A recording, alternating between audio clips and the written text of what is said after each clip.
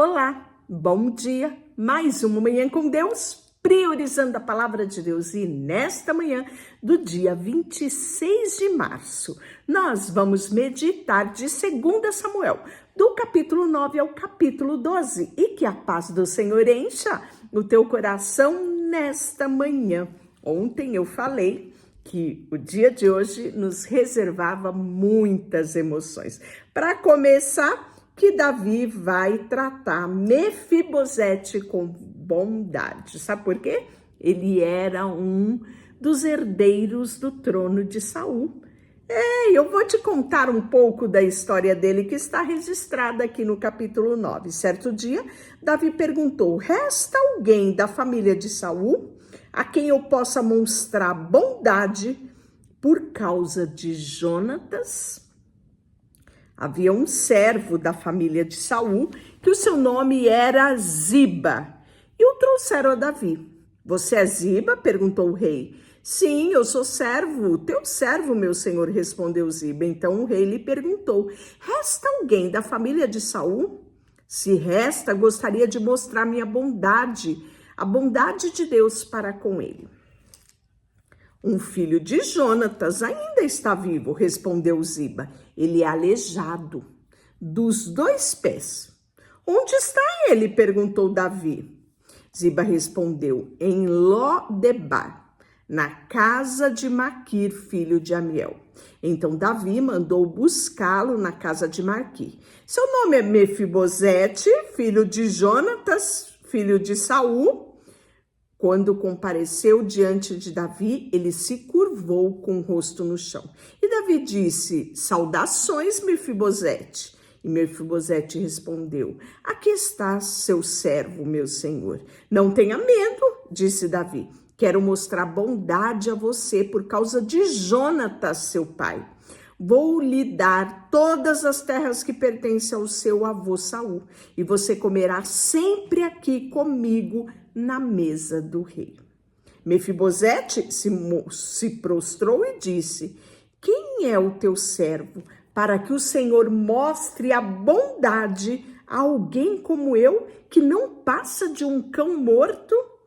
Então o rei mandou chamar Ziba, que era servo de Saul, e disse: dei ao neto do seu senhor tudo que pertencia a Saul e sua família. Você e seus filhos e seus servos cultivarão na terra para ele, a fim de produzir alimento para a casa do seu senhor. E Mefibosete, neto de seu senhor, comerá sempre à mesa comigo. Ziba tinha 15 filhos e 20 servos. Sou teu servo, respondeu Ziba. Farei tudo o que o senhor rei mandou.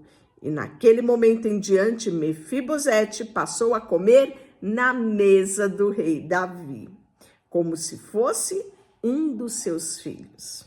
Mefibosete tinha um filho ainda jovem, chamado Mica.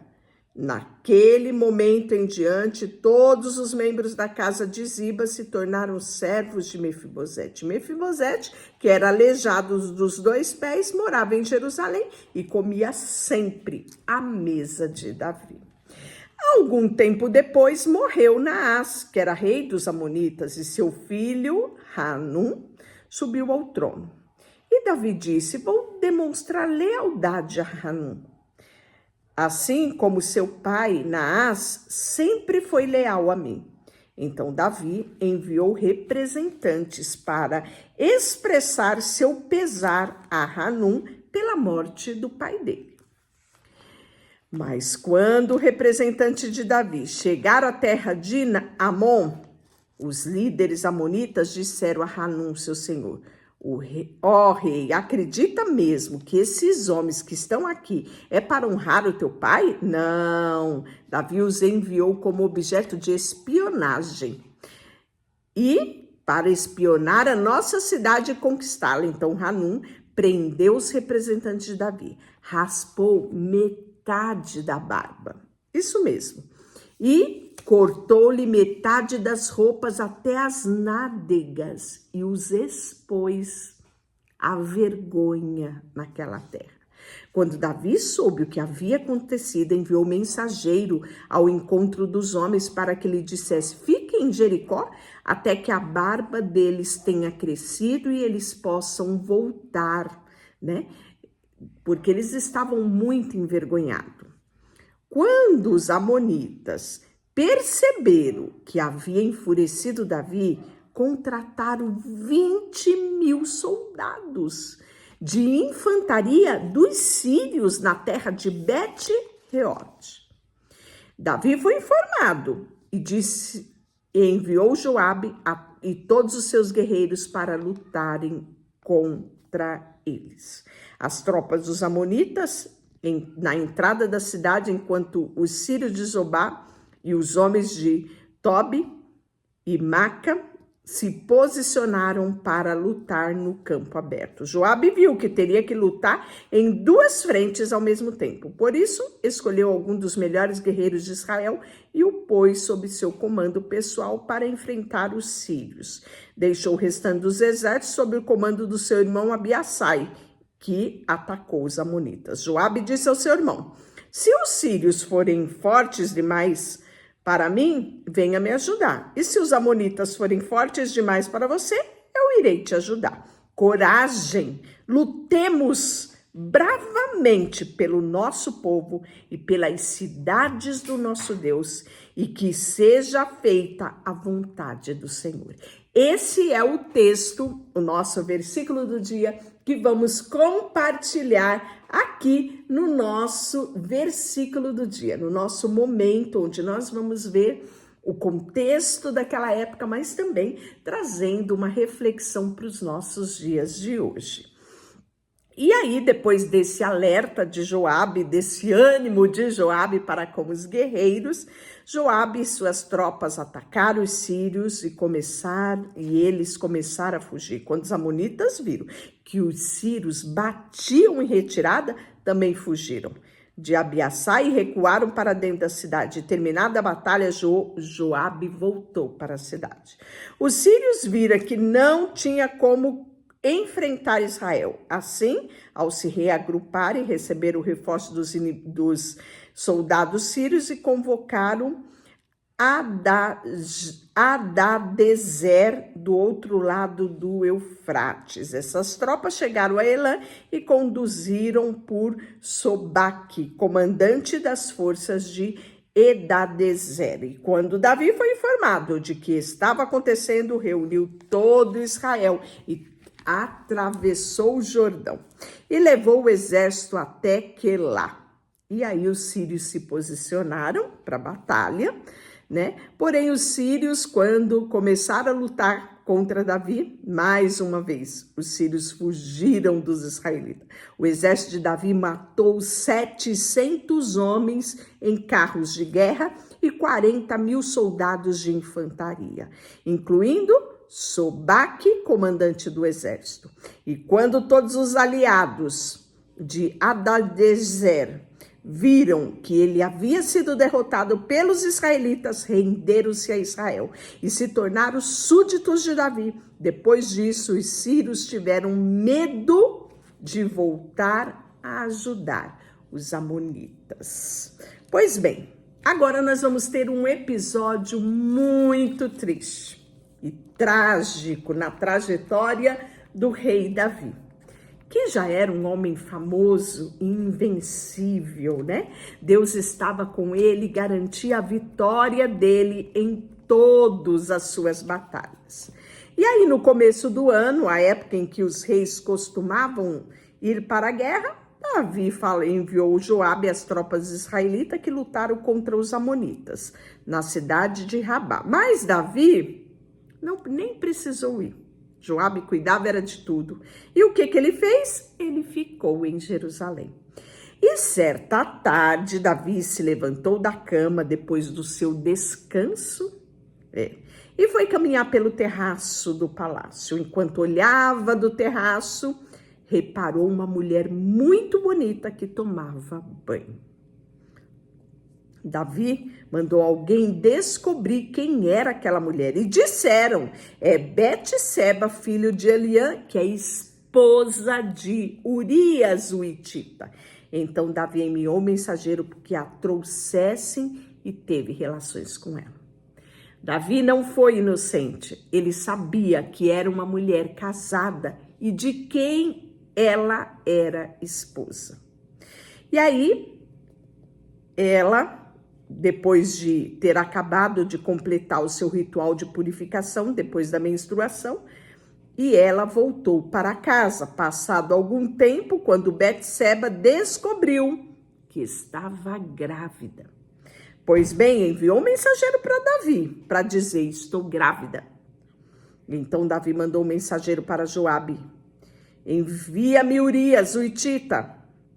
E Joabe enviou a Davi. E quando Urias chegou, Davi perguntou, como estava Joabe, como estava o exército, como ia a guerra, né? Teve aquela conversa. E o que fez? Deixou Urias falar bastante, disse para ele, vá para casa, vá descansar com a sua esposa. Mas não imaginava ele que Urias ia recusar voltar para casa e descansar no seu leito conjugal. Pois bem, quando ele soube que Urias não tinha ido para casa, mandou chamá-lo e perguntar o que aconteceu depois de ter ficado tanto tempo fora. Por que você não foi para casa ontem à noite? Urias disse, a arca e o exército de Israel e Judá estão em tenda, e Joabe, meu comandante, que é seu soldado, estão acampados ao ar livre. Como eu poderia ir para casa para beber, comer e dormir com a minha mulher? Juro diante do rei que jamais faria uma coisa dessa. Olha que fidelidade de Urias, não só para com Joabe, mas para com o seu povo e para com o rei. Você começa a imaginar a aflição aqui de Davi? Pois bem, então disse Davi, pois bem, fique aqui hoje e amanhã poderá retornar. Urias ficou em Jerusalém naquele dia e no dia seguinte. Davi convidou para jantar, embriagou. E outra vez, porém, ele dormiu numa esteira com os guardas do rei, mas não foi para casa. Então, o que Davi vai tramar? A morte de Urias. É isso mesmo. E aí você começa a perceber o que o ser humano é capaz de fazer para atingir os seus objetivos. Longe de Deus nós não prestamos. E Davi nos prova isso. Pois bem, ele manda uma carta, aonde a carta dizia que o capitão Joabe deveria colocar Urias na linha de frente. E dizendo claramente que ele deveria ser alvo para ser morto. E quando ele fosse morto, Davi deveria ter a notícia. Pois bem, ele ainda disse, né? Seu soldado Urias, o hitita, também foi morto. Isso era a carta que Joabe deveria escrever para ele. Então, o mensageiro foi a Jerusalém, deu o relatório completo a Davi, né? E aí, qual é a mensagem que ele manda para Joabe de volta? Diga a Joabe que não desanime, a espada devora até este hoje e aquele amanhã. Lutem bravemente e conquiste cidade. E quando a esposa de Urias soube que seu marido havia morrido, chorou por ele. Terminado o seu período de luto, Davi mandou trazê-la para o palácio e ela se tornou uma das esposas de Davi. Então, aquilo que Davi queria aconteceu. Tudo muito bem planejado. Mas de Deus ninguém esconde nada. Pois bem, capítulo 12, que é o nosso último capítulo de hoje, nós vemos o profeta Natã indo ter um momento com Davi. E o Senhor vai enviar o profeta Natã a Davi Ele foi até o rei e disse: havia 2 homens em certa cidade, um rico e o outro pobre. E o rico era dono de muitas ovelhas, e o pobre não tinha nada, exceto uma cordeirinha que ele havia comprado. Ele criou a cordeirinha, ela cresceu com os filhos dele, comia no seu prato, bebia no seu copo e até dormia no seu braço. Ela era como sua filha. E certo dia um visitante chegou na casa do rico e, em vez de matar um dos animais do seu próprio rebanho, o rico tomou a cordeirinha do pobre e o matou e preparou para o seu visitante. Quando Davi escutou essa história, Davi ficou furioso e disse: tão certo como vive o Senhor, que o homem que fez uma coisa dessa merece morrer. Deve restituir a ele 4 ovelhas ao pobre por ter roubado a sua cordeirinha. E sabe o que Natan disse? Davi, esse homem é você. Imagina o carão de Davi, não é? Pois bem, por isso então, né? Porque você desprezou a palavra do Senhor e fez algo tão horrível, Davi. Você assassinou Urias, o hitita, com a espada dos amonitas e roubou a esposa dele. Então Deus falou nitidamente. Aquilo que ele fez escondido foi dito aos 4 cantos. E a consequência desse pecado será ainda pior. Davi vai confessar a sua culpa. Pequei contra o Senhor. E Natan respondeu: sim, mas o Senhor o perdoou e você não morrerá por causa desse pecado. Contudo, uma vez que você demonstrou mais absoluto desprezo pela palavra do Senhor, ao agir desse modo, seu filho morrerá. O filho que a mulher estava grávida, não é? O filho que estava no ventre de Betseba. Depois que Natan voltou para casa, o Senhor fez adoecer gravemente o filho de Davi com a mulher de Urias. E Davi suplicou ao Senhor que poupasse a vida da criança, jejuou, passou a noite prostrado no chão. Os oficiais do palácio insistiram que ele se levantasse, que comesse. Nada. No 7º dia, gente. Pois bem, a criança morreu. Olha só, 7 dias, Davi prostrado, jejuando, clamando pela vida dessa criança. E no 7º dia, a criança morreu. Os servos de Davi até ficaram com medo de dar notícia para ele, porque dizendo, se a criança viva, ele estava prostrado, sem querer comer, 7 dias nesses prantos, imagina se a gente falar agora que a criança morreu. Pois bem, e ele ouviu o burburinho, né?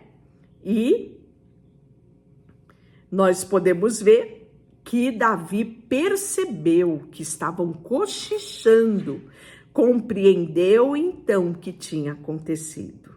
E disse: a criança morreu? Perguntou. Sim, respondeu eles. Ela está morta. Então Davi levantou-se do chão, lavou-se, perfumou-se, trocou a roupa e foi ao santuário e adorou ao Senhor. Depois voltou ao palácio e pediu que lhe trouxessem alimento e comeu. Os servos ficaram perplexos. Isso mesmo. Enquanto a criança estava viva, o Senhor chorou e jejuou. Agora que a criança morreu, o Senhor parou de lamentar e voltou a comer? Que comportamento mais esquisito! Pois bem, disse Davi, enquanto a criança estava viva, jejuei e chorei, pois pensava, quem sabe o Senhor terá compaixão de mim e deixará a criança viver. Mas por que jejuar agora se ela morreu? Poderia eu trazê-la de volta? Um dia irei até ela, mas ela não voltará a mim. Então Davi consolou Betseba, sua mulher, teve relações com ela e Betseba engravidou novamente, deu à luz a um filho, a quem chamou de Salomão. O Senhor amou a criança e enviou uma mensagem por meio do profeta Natan, dizendo que o menino deveria ser chamado Gedidias, conforme o Senhor havia ordenado. E Davi, mais uma vez, né, continuou a lutar contra Rabá, que era a cidade de Amon, tomou a cidade real. Joabe enviou mensageiro a Davi para lhe dizer: lutei contra Rabá, capturei seus reservatórios de água. Traga o restante do exército aqui e conquistarei a cidade. Desse modo, eu a tomarei e a levarei o crédito pela vitória. Então, Davi reuniu o restante do exército e foi a Rabá. E eles atacaram a cidade e conquistaram. E Davi removeu a coroa da cabeça do rei e a ela foi colocada sobre a sua cabeça. E a coroa foi feita de ouro, enfeitada com pedras preciosas e pesava cerca de 35 quilos.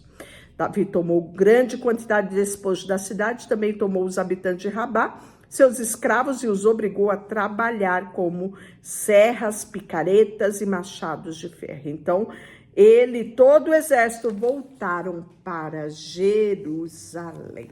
E amanhã nós vamos continuar com mais um episódio muito triste na família de Davi. Deixa eu orar por você. Senhor, nesta manhã colocamos diante de Ti o nosso coração, a nossa vida, tudo que temos e tudo que somos, colocamos diante de Ti. Pedimos que o Senhor nos ajude todos os dias a caminharmos nesta terra, amando o Senhor e obedecendo a Ti. Em nome de Jesus, amém. E Deus te abençoe.